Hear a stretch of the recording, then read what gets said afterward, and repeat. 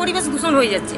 মানে কি হচ্ছে ভেতরে? কি ভেতরে কয়লার কারবার হচ্ছে, কয়লার কারবার আমরা এখানে করতে দেব না, মানে খারাপ কাজ আমরা এখানে করতে দেব না। কি কারবার হচ্ছে? কয়লা আজকে 10-12টা এখানে রাখবে, হয়তো গোটাও মানে ডিপু করবে,